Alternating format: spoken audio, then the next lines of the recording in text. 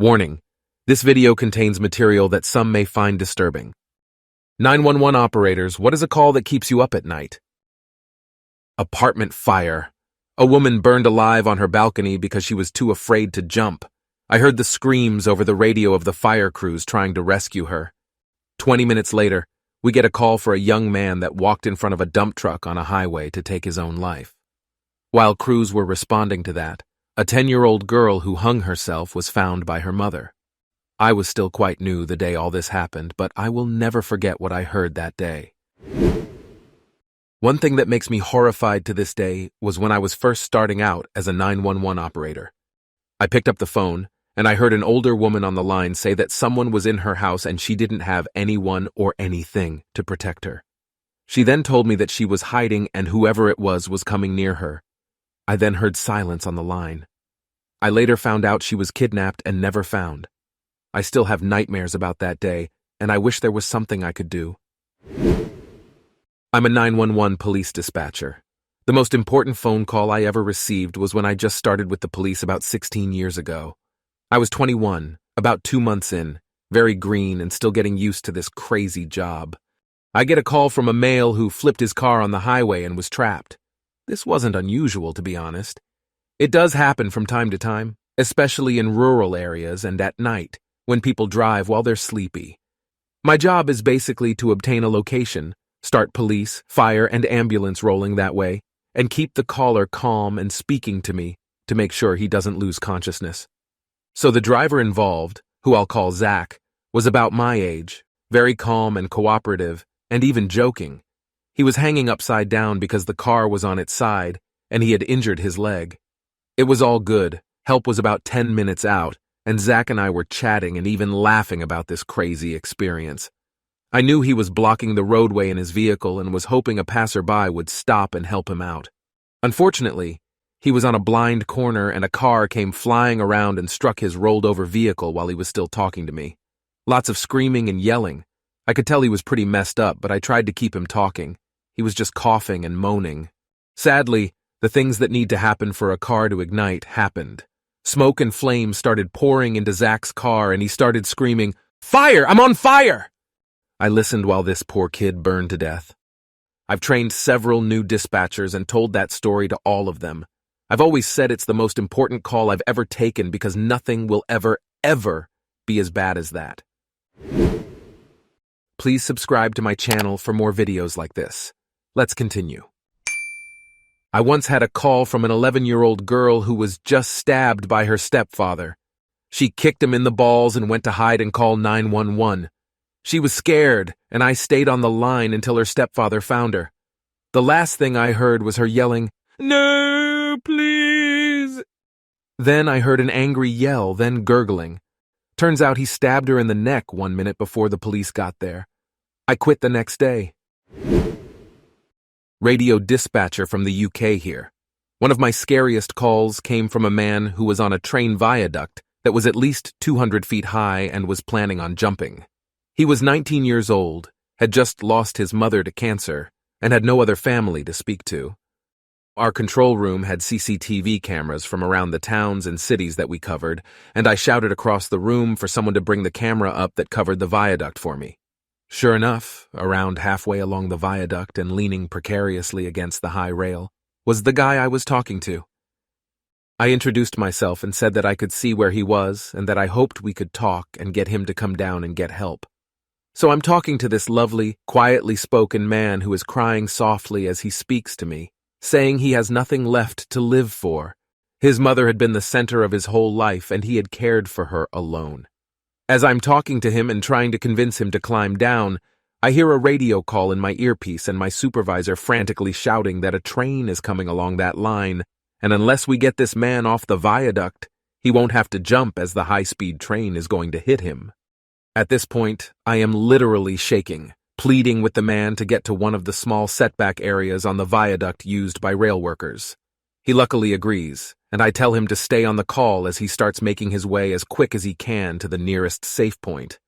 I can hear his labored, panicked breathing through my earpiece, and suddenly I hear the unmistakable sound of the train approaching. The noise is so loud I can no longer hear the man I'm talking to. All I can do is listen to the sound of the train racing past. Then it's silent. I hardly dare speak. I say the man's name. "Are you okay? Can you hear me?" Finally, he answers and says he is safe and just shaken up. He walks to the end of the viaduct where he is met by police officers and an ambulance and is taken off to hospital, and that's the last I speak to him. This call is as clear in my mind as the day I answered it.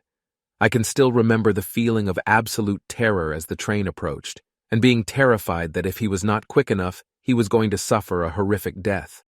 Some things never leave your memories. I just pray he went on to live a happy, healthy life. I took a 911 call from a man who didn't speak much English. What I was able to understand was that he was taking a walk near his home when he was attacked by someone and he blacked out. He woke up in a basement, found a random cell phone that could only dial 911 and called. He had no idea where he was or how long he had been there. The battery on the cell phone was only going to last so long, and I couldn't get his location at the time with it being a deactivated phone that only dialed 911. I got an interpreter on the phone with him, and I tried piecing together where he might be, but then the phone died. You can't call back a deactivated cell phone or trace it through a phone provider. That call was 6 years ago, and I have no idea to this day what happened to him or if he was ever found. Former 911 operator here. Sometimes the calls that stick with you aren't the most physically traumatic. I once had a call from a 17-year-old kid who came home from a sleepover to find that his mother had moved, just packed up his sister and everything in the house and left while he was gone, with no forwarding address or information. She also turned off his cell phone that morning, so literally the only number he could call was 911. He was trying so hard not to cry, and his voice was shaking as he kept apologizing to me for calling 911. He just didn't know what else to do and had no other family. She also took everything, so all he had was a couple of things that he had taken to the friend's house. He told me his 18th birthday was in a couple of weeks, and he literally had nothing. The officers that responded took him to a shelter. I think about him often, and I hope he's okay. Even if he was a kid who got in trouble or had behavioral issues, I can't imagine coming home to find your mother has abandoned you. I'm a former 111 operator from New Zealand. Our emergency call system works differently from 911, where you call 111 and your call is answered by an operator like me. And as the caller, you must make the decision, and the operator connects you to the service you require. The call went close to this: 111 emergency, fire, ambulance, or police. I'm not sure, I just want someone to know where I am. Are you in any danger? I can connect you to police. I just wanted to say goodbye, really. Connecting you to police. Please stay on the line with me. No, it's okay. And then there was an awful noise when the guy stepped into a geothermal hot pool at a park in Rotorua. The pool was at boiling temperature, and he just hopped in. I won't ever forget the noise. I can't describe it well, but it will be with me for the rest of my life. I'm an 11-year veteran. The only calls that get me are the ones involving kids. The babies not breathing. The young child who discovers her mother hanging.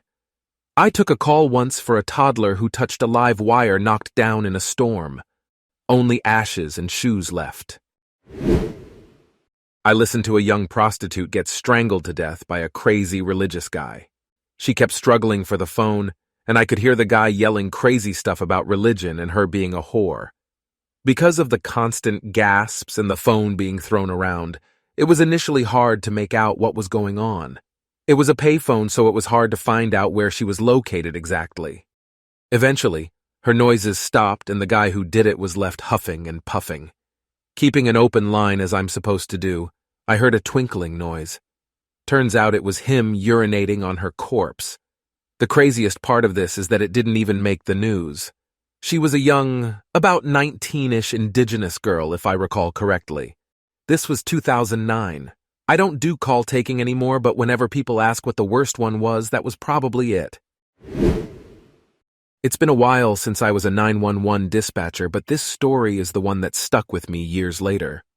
For context, I live in an area near Houston, Texas, and this happened shortly after Hurricane Harvey back in 2017, when lots of homes were flooded and some even destroyed.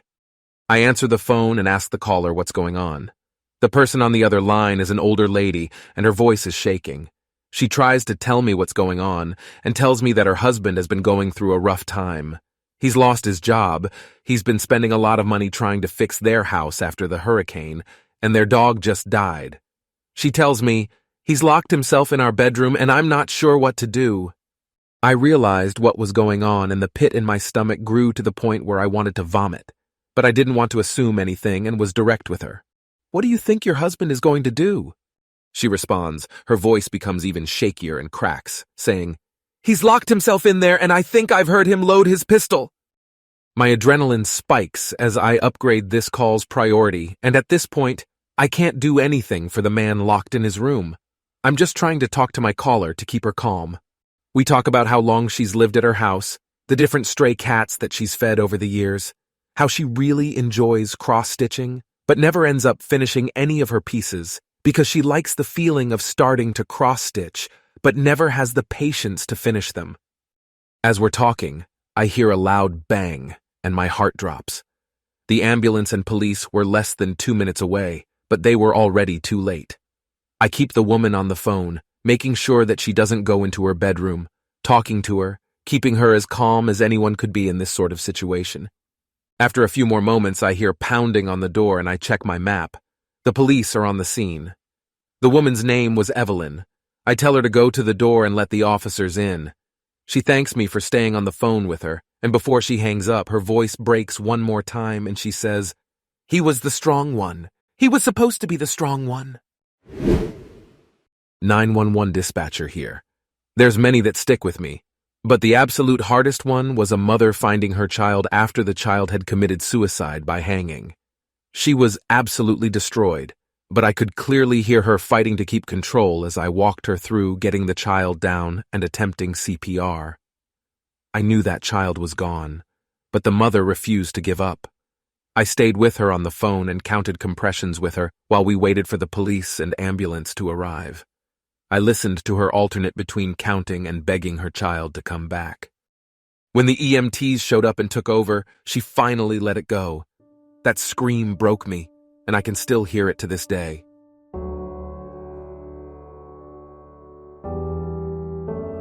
And that concludes the most unforgettable experiences of our brave 911 dispatchers. If you have your own story to share, please leave a comment below. And as usual, give this video a like and subscribe to our channel for more crazy Reddit stories. This is Reddit Story Hour.